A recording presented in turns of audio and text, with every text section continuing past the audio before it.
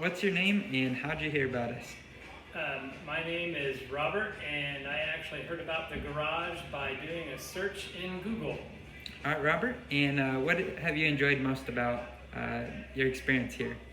Uh, the friendliness of the staff, um, the keeping people informed of what's going on. Had an engine replaced here back in March, and they kept me informed with what was going on, just about not every day, but frequently enough that I felt that they were paying attention to my car. All right, Robert, and would you recommend us to the family and friend?